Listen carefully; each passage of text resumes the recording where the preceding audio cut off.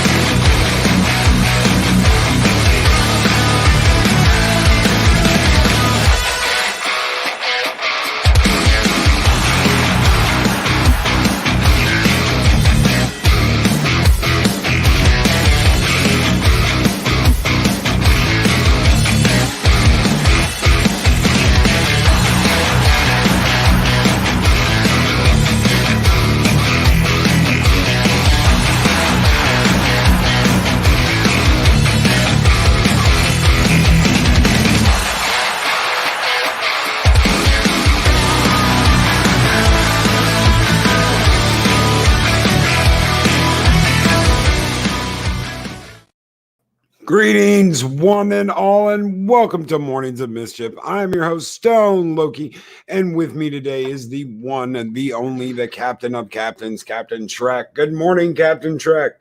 Good morning. How are you doing this morning, brother? I'm doing well. How are you? I'm doing all right. Big shout out this morning to our friends and brothers, Dave, Bob, and Clobbering Times, Ben Grimm. They are in the middle of that nasty ass hurricane going on in Louisiana. Brothers, guys, if you pray, give some prayers and shout outs to Dave, Bob, and Ben Grimm at Clobbering Times. They need them now more than ever. That thing hit Louisiana as a Cat 4. So guys, stay safe. Stay well. If you have to bail, head my way. There's always a place for you. Yeah, brother. Good morning. I want to give a good morning out to the Doctor of Destruction, the Master of Disaster, a Dega Outlaw. Hail, brother. Hail, Darth Haster, Jedi Bill 797, and of course, the wonderful Nina Green. Good morning, Nina. Good morning, Purple Valkyrie and Samantha Joe. The Valkyries are here. Mountains of Elysium, good morning and greetings. How are you doing today? Dave G. Sound, D.D. Myers, Psycho Dwarf 9, Sit Room.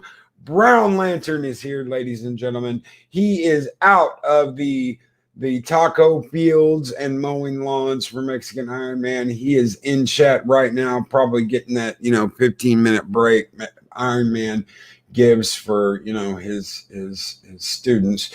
Jeff Franklin, good morning. How are you doing this morning, Jeff? Hope you're doing well. Speaker for the Dead, Brian, how are you doing? Derek McManus. Guys, thank you all so very much for being here this morning. Thank you. Hope everyone is doing well. I see Dave Bob was in here earlier, brother. I hope you're okay. Eris of Chaos, the Battle Angel, is here, ladies and gentlemen. Good morning. I hope everybody is doing well this morning. And if anybody else is in the path of that hurricane, let me know, guys. We'll give you a shout out on the show. Hopefully none of you are and everyone is good. So, yeah, man, let's start things off. We're going to kick things off with some Farscape this morning. And I didn't even have time to get my guide up this morning for my synopsis. I figured you would have by now. I know. Let's see. We are starting things off with my 3 Crichtons. And the synopsis is, oh shit, that's like the wrong thing. Man, I'm like tripping this morning. Hold on. where are we at? My three Crichtons. A strange energy ball enters Moya and engulfs Crichton. He emerges, followed by a Neanderthal-like version of himself and another version that appears to be a future evolved human being. When communication with the energy ball is established, it states that it will leave without destroying Moya, but one of the Crichtons must be sacrificed for its research.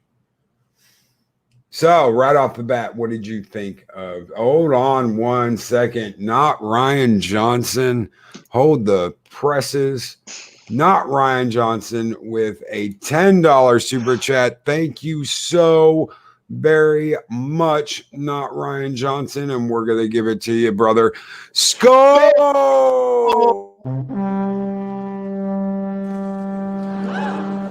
There it is! It's beautiful! Take your hat off, boy. That's a dollar bill.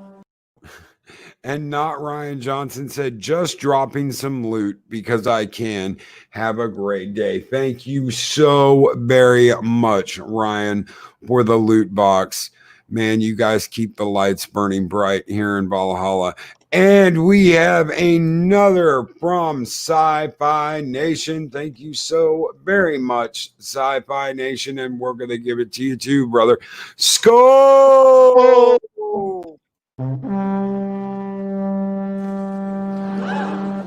There it is! It's beautiful! Take your hat off, boy. That's a dollar bill.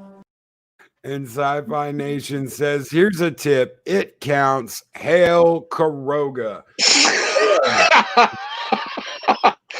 Hail Turtistan. Or not. Hail Karoga. Hail to Turtistan. Thank you so very much, Sci-Fi Nation. Like I said about Not Ryan Johnson, you guys keep the lights burning bright here in Valhalla, and we appreciate it, brother. Thank you. Thank you. So, Cap, let's kick things off. What did you think of my three Crichtons? I didn't like it. Really? Really? I didn't like it at all. You didn't like Neanderthal Crichton walking around the ship going, Crichton, Crichton. I'm sorry. To me, it was a filler episode. I think the concept could have worked, but it was just too weird. It was a weird episode. You've got Crichton, and then you've got a Neanderthal-like Crichton, and then you've got a futuristic brain butthole Crichton. Yeah. Almost Vulcan-like. Almost Vulcan-like. Cold. Yeah, very cold. Cold and logical, and this is what has to be done. So, in your opinion, the three Crichtons, what did you think about each Crichton? Okay. Obviously, I like the normal one. I didn't like the Neanderthal until the end. Yeah. But Pip seemed to like the Neanderthal. Chiana really bonded with the Neanderthal, didn't she? Yes.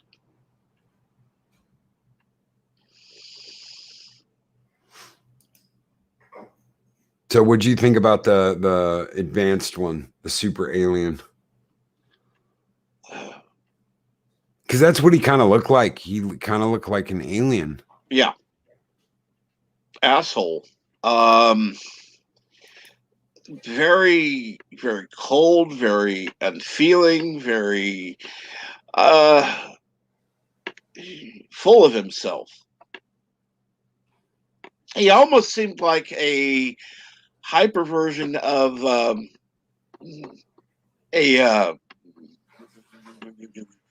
what are they called? The Peacekeeper. Yeah, like a peacekeeper. He did kind of seem very peacekeeperish. So, let me see. I just had a comment. Yeah, I've got it up on screen already. Duh. Perhaps the main drawback was that we always knew that the original Crichton would survive, and probably only him. That's from Colin P. Smith. Yeah. Right. Well, the thing is, who else would survive? Yeah. Who else is going to survive? Now here's a good question. What if it had made another Crichton that was just like Crichton?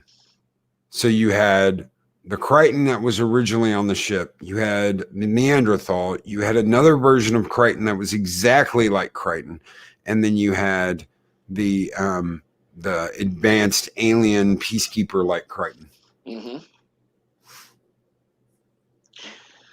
I think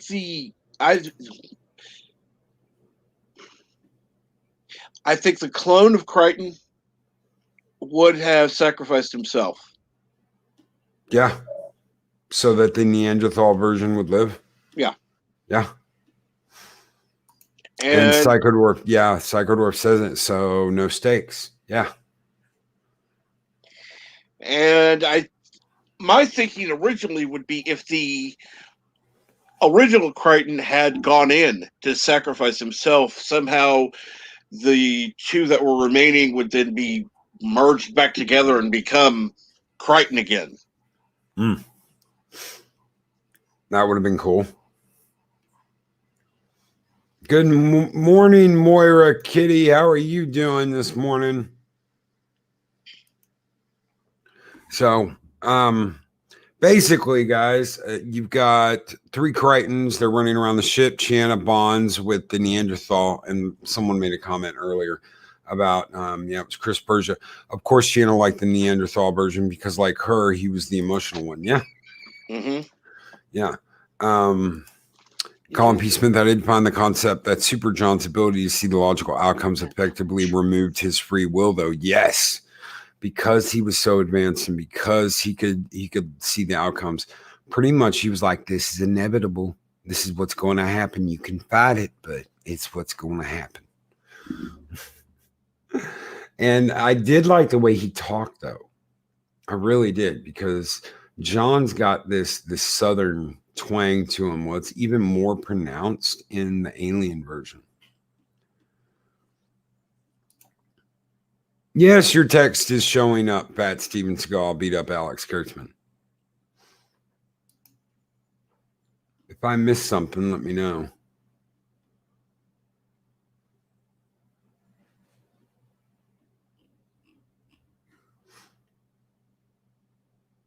Oh, thank you, Moira. Hugs to you, too. I hope you get some sleep soon. I thought my belly blocked it. No, not yet, Pat Steven Seagal. Yeah, and Colin P. Smith, it's not up, so I can't highlight it yet. It's working on it. StreamYards is behind. There we go. Also gave Ben Browder a chance to extend his acting range. Yes. And what a acting range Ben Browder has. An epic acting range. Ben Browder is a wonderful actor. I was hoping that the rumors were true and that he was going to be Warlock in the MCU. That would have been epic. He so deserves a chance at movie roles. He is a wonderful actor. So, as far as what happens in this episode and how they close it down, pretty much that ball of energy wants one of them. It doesn't care which one. It just wants one to take back to its leaders. This is how they explore the galaxy and learn about new races. They will clone someone, and this was interrupted when the pulse rifle hit the probe. Mm-hmm. And instead of just copying and making versions of Crichton, it expelled them. It didn't get to bring them back. So the Neanderthal Crichton and the future Crichton, they have to vie for supremacy. And at the end of the day, Crichton's going to sacrifice himself. Turns out that the intelligent, super evolved Crichton, he's going to throw him in the probe. He's going to throw a regular Crichton in the probe because Neanderthal Crichton is missing. And in the middle of all that, Neanderthal Crichton jumps down, kills super advanced evolved Crichton, and they both go into the probe and leave. And that's it. Mm-hmm. That's it. So that's how this episode ends. Well, overall, you thought it was just a filler episode? It was a filler. I mean, it wasn't horrible, but yeah, it was okay. I'd skip it though. It's not an episode you have to watch. Yeah, that's true. It is not an episode that you have to watch, but it's good to see it if you're doing a first time run through. Oh yeah, exactly. I would suggest watching it one time. Just to watch it. And it is kind of important because later there is going to be a dramatic change in the show as far as I can't say yet. And this will be referenced later. The show will be referenced later. So, Colin P. Smith, I thought from quite early on that Neanderthal Crichton would be the one who sacrificed himself. Not sure if that was memory from seeing the episode years ago, though. He was very emotional, but he was still John. He was more John than the advanced Crichton. Right. Yes, he was. Project story time. Hello. Back to pretending to be working. Was that out loud? Yes, it was. I'm getting tired of copies of characters. Sit room, yeah? Yeah, so let's go on to Kiss the Princess. Part 1. This is one of my favorite three-parters in Farscape. I don't care if it's if there's a 2-part episode or a 3-part episode. Any episode that has more than 1 part in Farscape, this is one of my absolute favorites. To avoid, and this is part 1, to avoid capture by Scorpius, Crichton is forced to propose to a princess. However, there are competitors for the throne, and a rival working with a Scaran, it's our first episode to meet the Scarans, plans to eliminate Crichton. So, the episode starts off with them warping up to this planet, or starbursting up to this planet. They are surrounded by peacekeeper gun turrets in space, but they find out that this planet that they're floating around is a offshoot of the peacekeepers. They used to be peacekeepers. They used to be Sevations, but now they have formed their own planetary government and their own rules. And this happened thousands of years ago. They broke off. So this part 1, A Kiss Is But a Kiss, the crew travels down to the planet and they're hanging out in a bar. And these people keep coming up to them and they keep dipping the stuff on their tongues and touching tongues and kissing. And Crichton's like, because Crichton just had a fight with Aaron. He wants to get closer to Aaron, but Aaron's like, no. And of course, Crichton's like, okay. So he goes down to the planet to hang out. People are kissing. People are making out in this bar. And they find out that the way these people find a genetic match that is perfectly compatible, they have this little honey that they dip on their tongues, and when they kiss, if it's bitter, well, guess what? You guys aren't a good match. If it's sweet, then you're perfect for each other. And Psychodorf 9 just tipped $1.99. Thank you so very much, Psychodorf 9, and score! There it is! Take your hat off, boy. That's a dollar bill. And Psychodorf 9 says, I'd like to announce $20,000 slider walls. Don't. Yeah. Don't. No. Nope. Definitely not.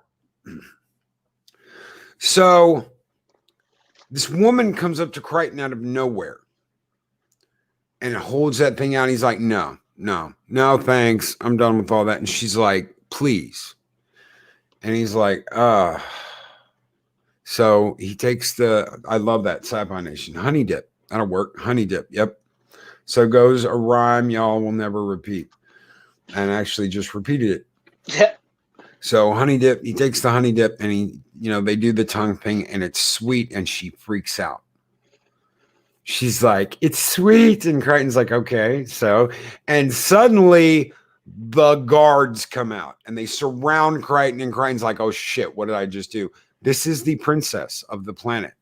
And she has been genetically screwed with like a poison by the Scarens. And you actually get to meet a Scaren during all this. The prince of this planet is the one who poisoned his sister to the kiss so that she would never have any genetic compatible mates on the planet. And Crichton is a Sebacean after all. Well, he is kind of. He's as close to a Sebacean as you're going to get. And good morning, Stephanie Littlepage. How are you doing this morning? So he is compatible. Crichton is compatible with the princess. The guards come out. The Scaren's pissed. The prince is pissed because he wants to take the throne away from his sister. And suddenly Crichton is set to be married to this princess. Now, of course, Crichton's like, there's no way. There's absolutely no way. I'm not going to do it. And that's when he meets the queen. Tell us what happens when he meets the queen. What does she do? Oh my gosh. I watched all 3 episodes in one day and it's just like some of these are just blending together. She talks to him and tells him the importance of why he has to marry her. Wasn't that the first one, or was that she threatened? No, that's the first one. How did she threaten him? That's the thing I'm trying to get to. How did she threaten him?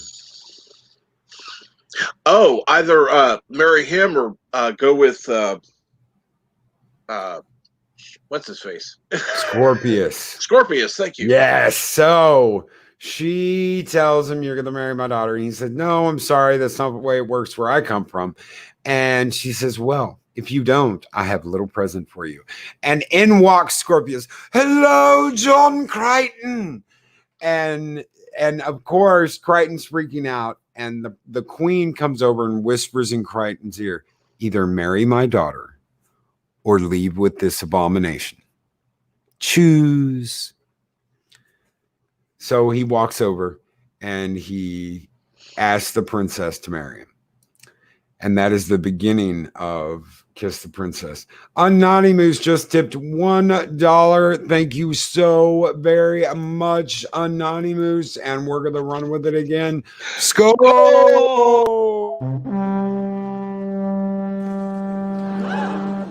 There it is! It's you! Take your hat off, boy, that's a dollar bill!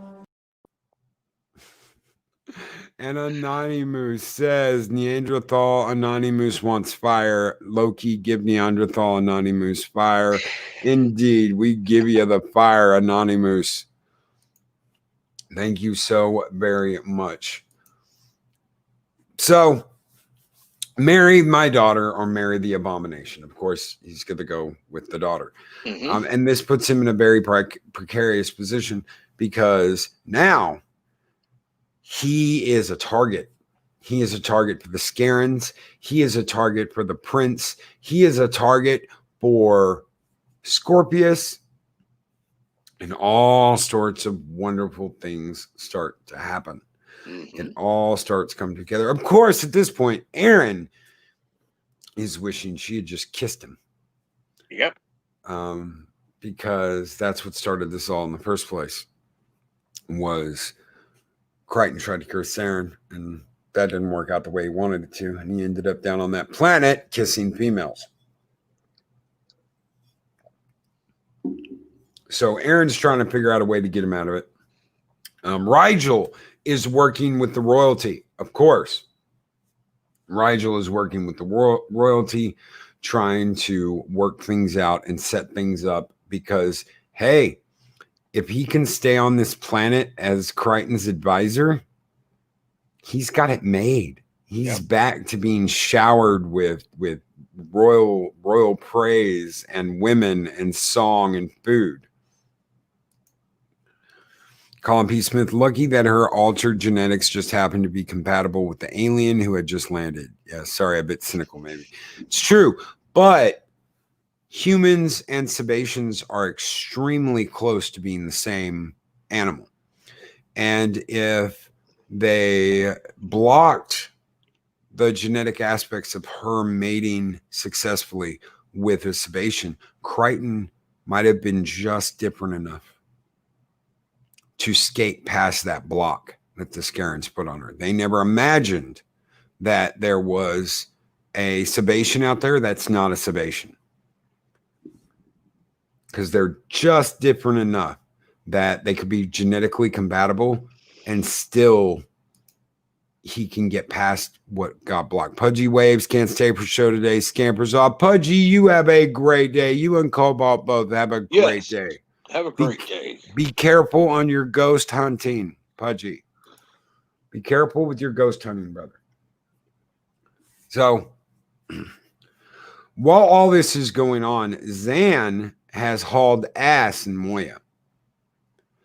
And she, because the peacekeepers, there's nothing they could do.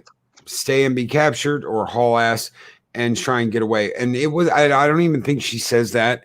I think she tried to get Scorpius's attention and make him think that the crew was on Moya. Well, they starbursted away.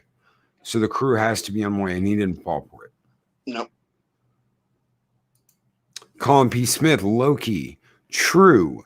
Has the series ever examined the connection between Sebaceans and humans? Would be an interesting delve into the show's deep lore. Indeed, it does. Huh. And I'm not going to say anything about that because we aren't there yet. But yes, it does explain. And that will be the opening to season 4, I believe. It explains it. Great. Gotta wait. You gotta wait. Yeah, you gotta wait another 2.5 seasons. Or another really another season and a half, because then we'll be just at the start of season 4. So we go into part 2 of this. And it is Look at the Princess Part 2. I think. After an assassination attempt, Crichton is put into hiding on an orbiting cargo ship, but he is betrayed by Scorpius. Aaron accepts a proposal to go on a hazardous rock climbing trip with a local suitor. So yes, the wonderful, we're all going to hang out and I'm going to be a prince doesn't last long, because he's already getting attacked. They're already trying to kill him. They're trying to take him down in any way, shape, or form. And when he blames this on the prince, when he says it's Claiborne, his future wife slaps the ever-loving shit out of him because she doesn't believe him. No. And it isn't until she sees this for herself that she realizes, yes, Crichton is telling the truth. And she actually kisses him and apologizes to him, which I was very surprised by. This is a woman who, while nice enough, is very, I am a princess. I get treated like a princess. You're not royalty. You lie. You're a fucking peasant and you lie. My brother would never lie. My brother would never do this. And then she finds out that, well, yes, indeed, he does. And they're able to convince the queen that, yes, the Scarans and the peacekeepers need to go. They need to go. Because they're the ones that are buying for Crichton in the background. But she still doesn't discipline her own son. Which I was like, well, if you're just going to let him still be there and let him do whatever he wants, you know. Well, and the way she looks at it is, well, his punishment for all of this is he will never, ever be king. So that's his punishment.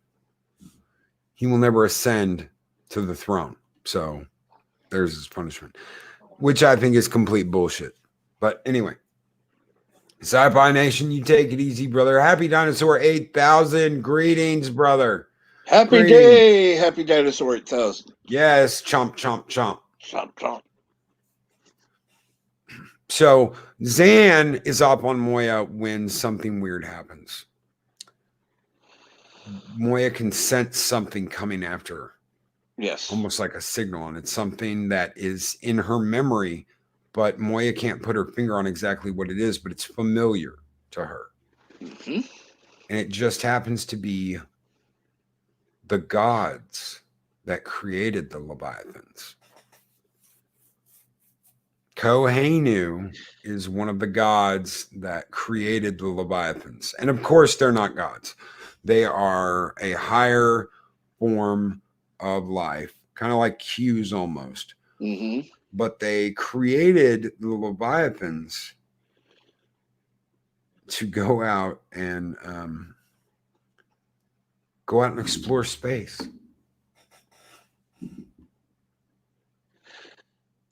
Yes, Chris Persia. The Peacekeepers leaving the planet is the wedding gift that Crichton asked for, with Scorpius being permabanned from the planet and the Peacekeepers having to leave. Yes. Right. For the wedding. Yeah. He never said, well, we'll never be aligned with the Peacekeepers. Just, hey, get off the planet while this is going on. So Moya meets the creators of her creator.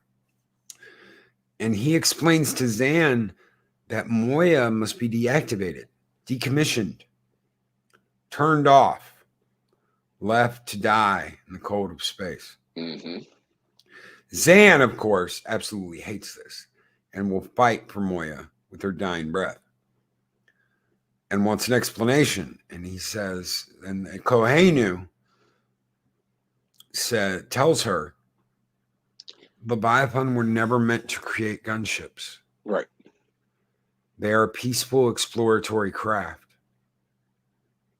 They were never meant to create gunships. Well, my response to him would be, then you should have never let the Peacekeepers enslave them. Mm-hmm. Because that's what the Peacekeepers did. That is what the police keepers did. They enslaved the Leviathans and used them as cargo vessels because they don't care about exploration. And the peacekeepers weren't always like this. We're gonna find out more and more about them as time goes on. But he shuts Moya down. He turns her off. Erin is out getting her frustrations out on what is going on with Crichton. She is pretty much kicking and screaming, but she goes rock climbing with this amateurish playboy that wants to mate with her. And he claims to be a rock climbing expert. Yeah, he's an expert. I'm expert level. I'm like 8th level Paloon fucking rock climber. And that's not the way it is. He's only done it in simulations. He's never actually been out on a rock wall before. He's never climbed a mountain. So he ends up getting the jitters and falling and taking Erin with him. Mm-hmm. Meanwhile, Crichton gets sent up to this cargo ship that has all the wedding gifts on it, all these wedding gifts waiting for them. And of course, the little gnat that took him up there, one of the workers for the royalty, betrays Crichton to Scorpius. Mm-hmm. Yes, he did. And Christ, but I tell you what, dude, this scene where he's on there and Crichton goes absolutely nuts. I love it.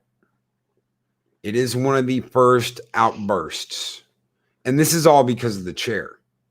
The chair. Remember the chair. Mm. Scorpius chair. What's black and white and black and white and black and white and black and white.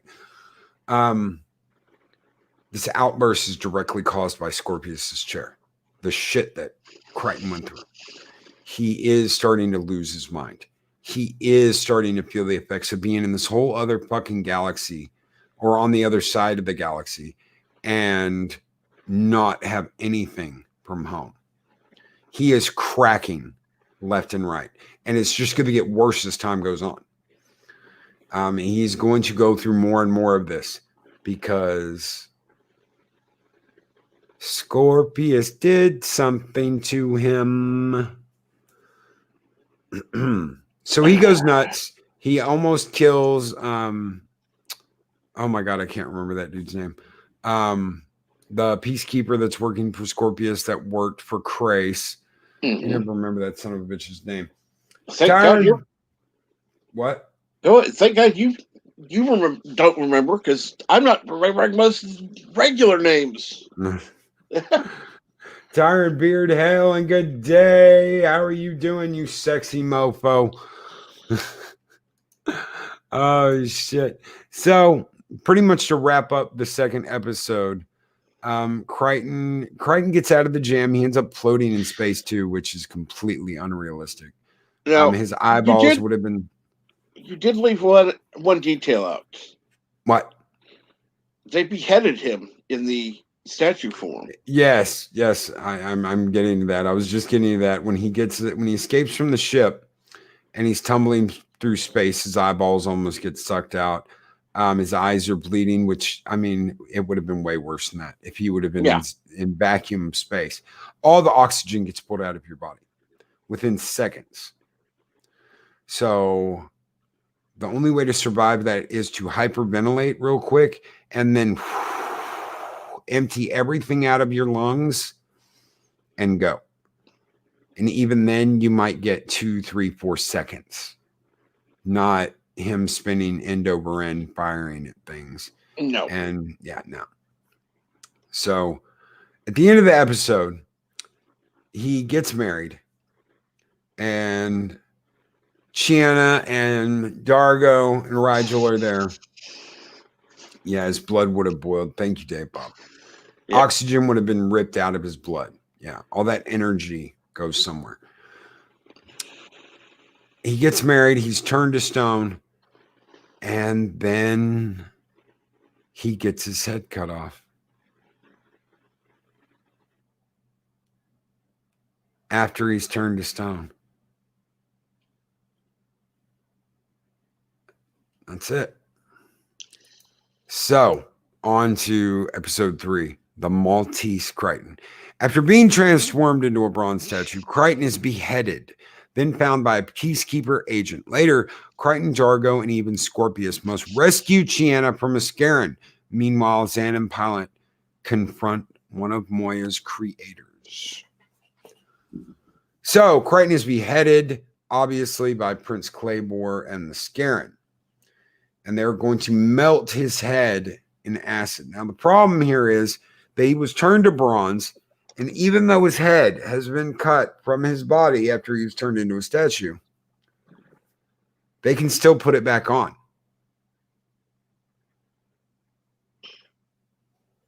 They're still going to they can put it back on. Yes, I know, Colin P. Smith. I know. And if you want to take off, brother, that's fine. But I did say the other day it felt like a cheat not to give you guys all of this, to cut it off at 2. It felt like a cheat. So we are going to cover that today. We are going to cover part 3. Because we didn't want to make you wait. This is such a good 3-parter that to cut it off felt like a cheat. And I didn't want to wait a week to watch it. Sorry. Well, neither did I. We didn't want to wait. And I did say something the other day. I'm sorry if you didn't hear me say it, Colin. So Crichton gets his head lopped off, and like I said, they're gonna drown it in acid, hoping that it will take down dissolve the head, the bronze head, but they can put it back on, which is amazing.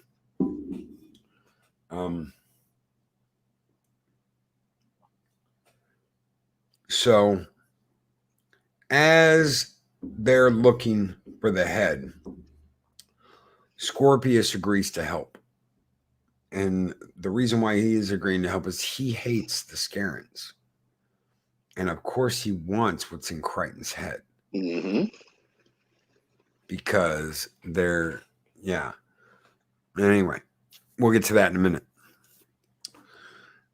Zan, meanwhile, is wandering around a dead Moya that has been turned off and has been told, leave the ship. Pilot and Moya are going to die. But does he have Igor stitches? No, unfortunately, he doesn't. And Tyron Beard, we all hate the Scarens, yes. But I do love how evil the Scarens are, too. As far as enemy goes, the Creature Creation Shop did a wonderful job on the Scarens. And there are different kinds of Scarens. Not all Scarens look alike. There's the big lumbering battle ones, and then there's like really super fucking intelligent ones, and they look different. Anyway.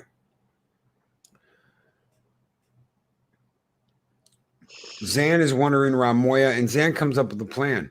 She is going to capture Kohenu and force him to reinstate Moya.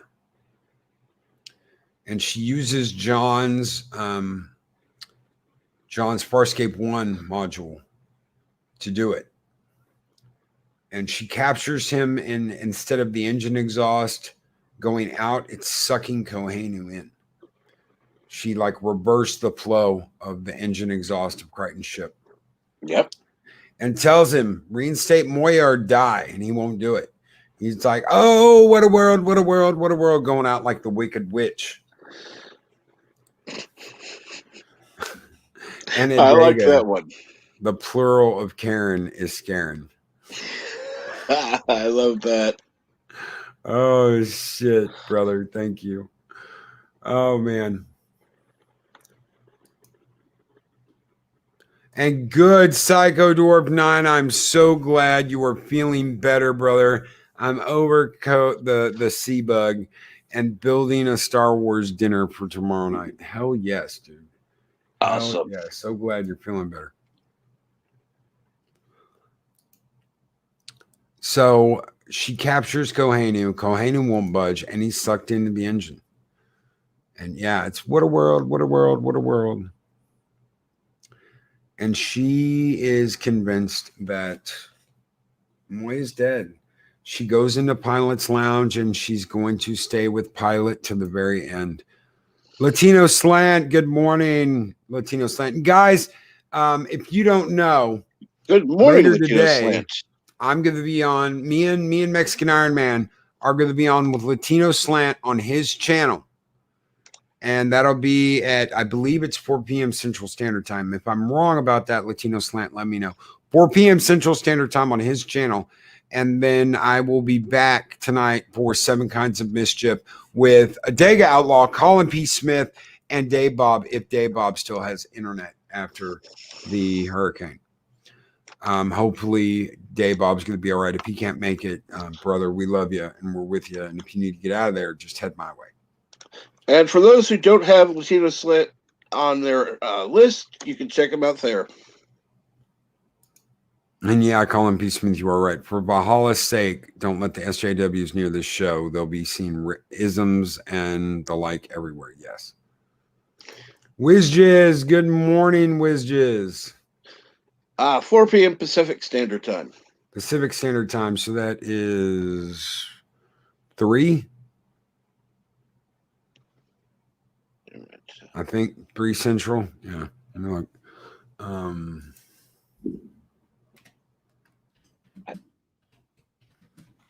Wait a minute.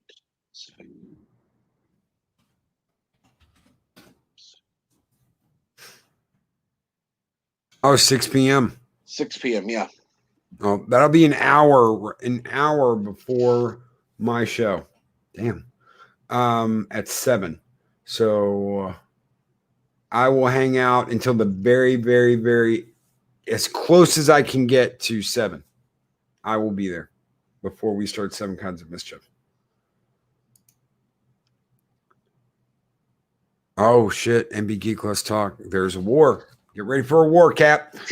Loki, I will never, never forgive Captain Trek for saying I look almost civil. So damn insulting to my character. Just kidding. Love you both, and you know it. Peace and long life. Thank you so much, MB Geek. Thank you so much, MB Geek. Captain Trek, thanks for the mention, homie. Hope you're well. Yeah, he's definitely an awesome guy. Somebody you should watch. Yeah, And MB listen Geek's to. awesome. Latino Slant's awesome. We've got so many awesome, awesome people. No problem, brother. I didn't even think about that. I thought it was going to be like an hour ahead, or it was at 4 p.m. I thought it was at 4 p.m. CST. Then I was like, no, it's like an hour. There's an hour in there. All right. It's fine. We'll figure it out.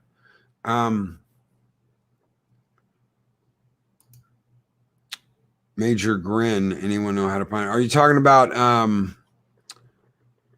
Ben Grimm? Tyron Beard?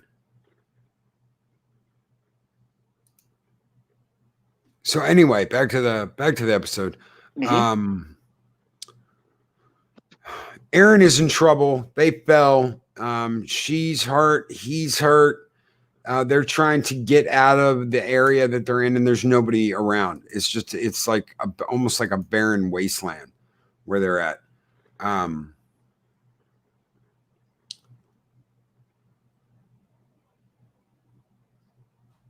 So, geez, PST is behind you, Loki. It is behind me. It's ahead of me. Yeah, ahead of me. I don't know. I don't know. Fuck time zones. Central's the only time zone. Damn it. Damn right. Damn right. Central's the only time zone. So Aaron and this crazy guy that never actually climbed a rock face before are out in the middle of nowhere trying to get saved. Dargo, Rigel, Chiana, and Scorpius have joined forces looking for Crichton. They find his head they don't find his head, but his head is found by a peacekeeper operative, and he's put back together and unbronzed. And he meets back up with Dargo and Scorpius because Chiana's been taken captive by the Scarens.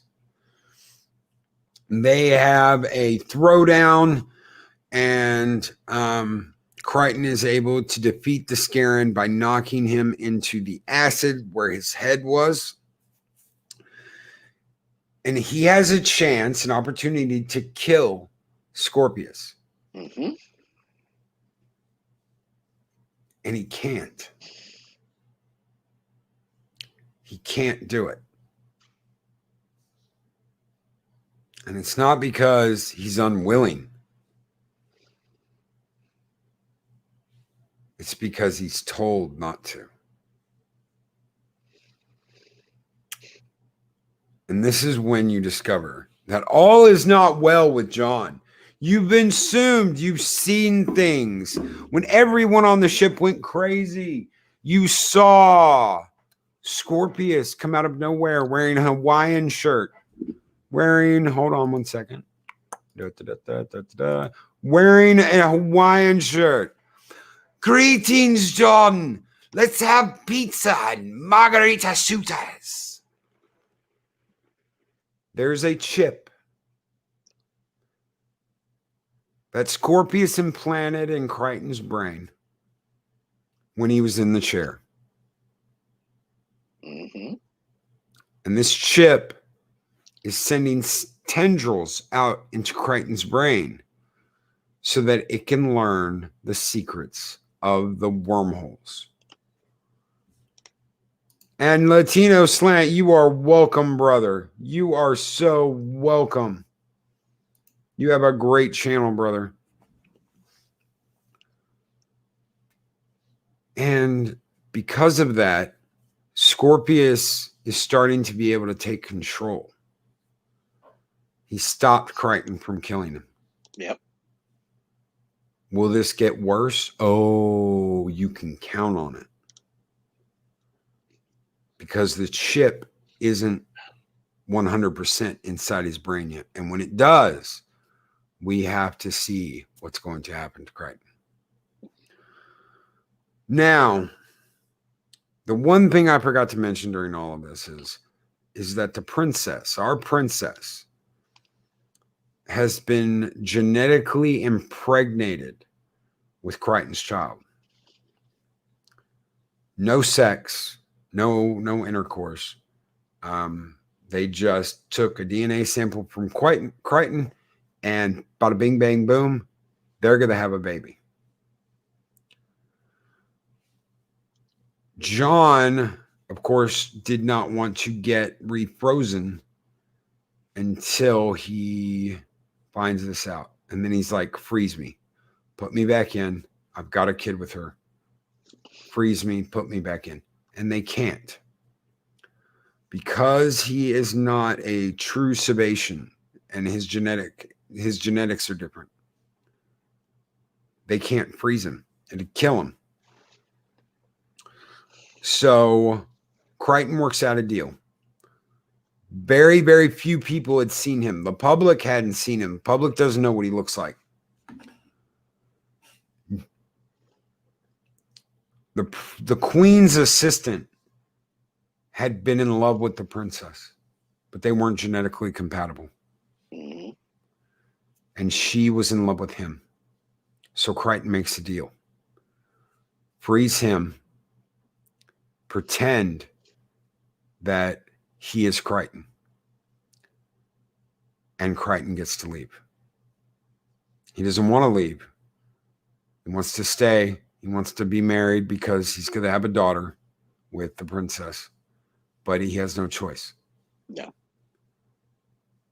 He can't be frozen again. And she's going to be frozen like that for, I think it was like 60 cycles. 80 cycles. 80 years he was going to be frozen. And the princess agrees.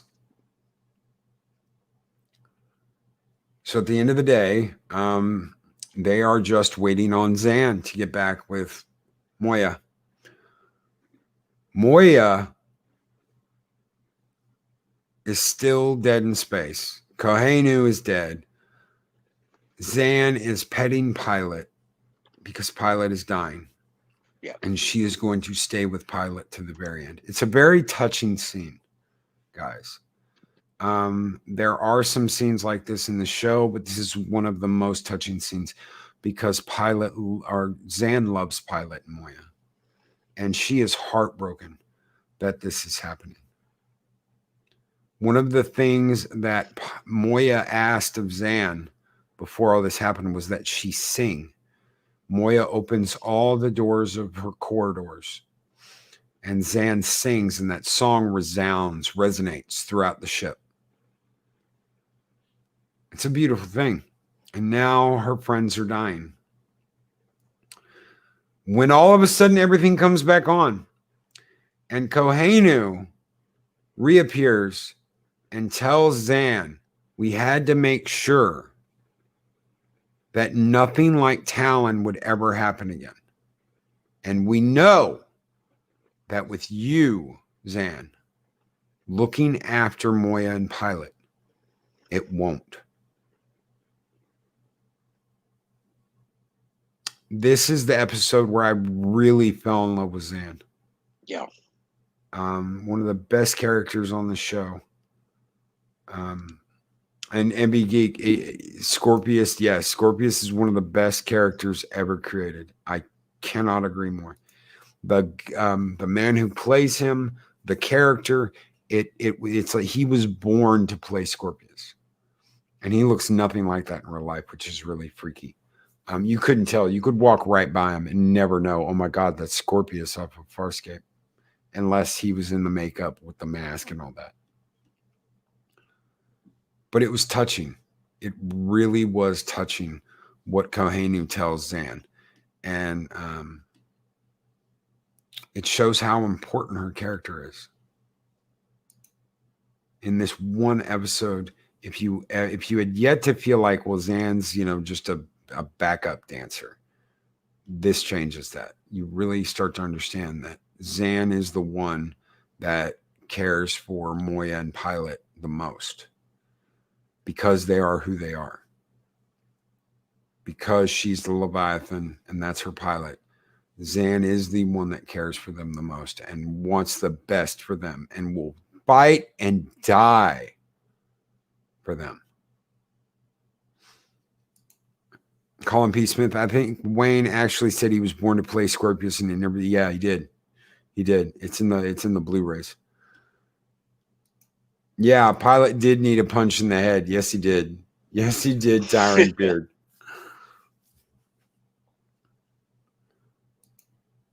So, at the end of the day, everything worked itself out except that 80 cycles from now, Crichton's going to have a daughter that he will never see, that he will never hold, that he will never touch.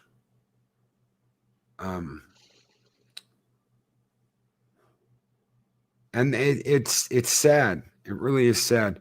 Remind me, guys, please, at the end of all this, just in case I forget this, to bring this up again. When we are at the end and we have watched the Peacekeeper Wars, there is a theory I would like to share with each and every one of you. And that theory, incidentally, is called My Three Crichtons, which just happened to be the name of the episode we started off with on this crazy 4-episode run we did today. Do you think we should do 4 episodes from now on? We've done it, and we've still got 3 minutes. I prefer the 3-episode thing because that way we can go a little bit more in depth with each episode.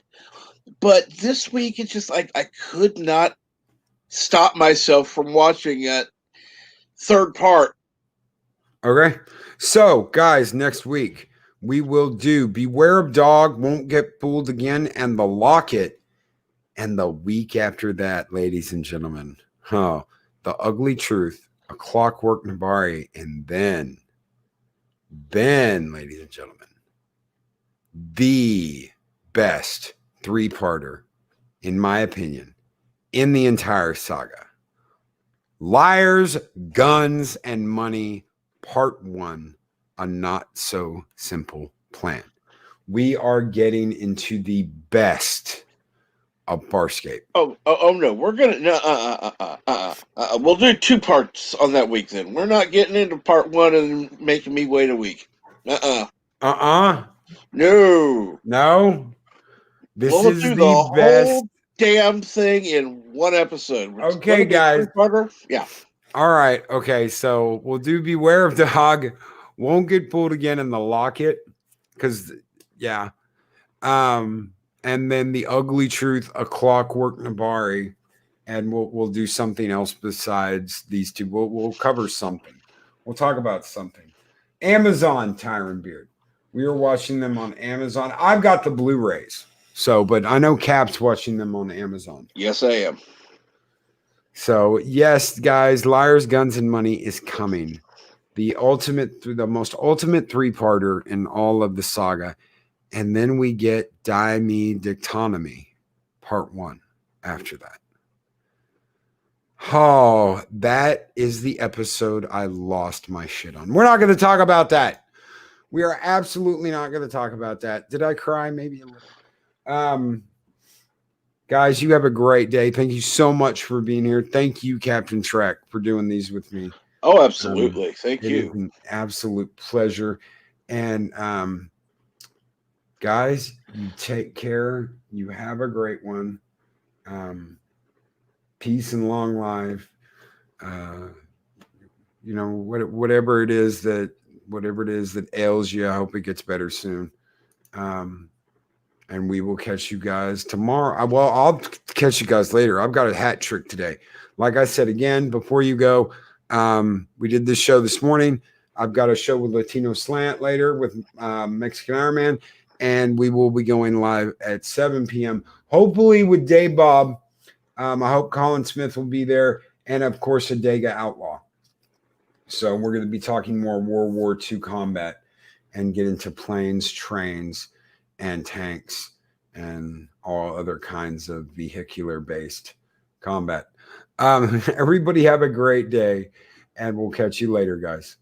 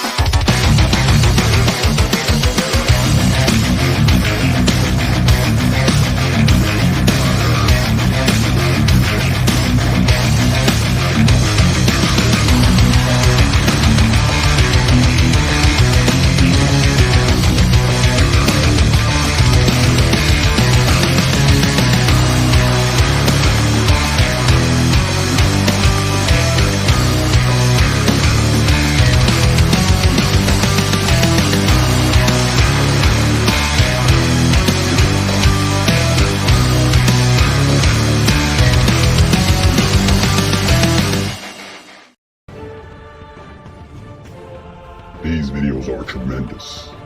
Like, comment, and subscribe, and hammer that notification bell.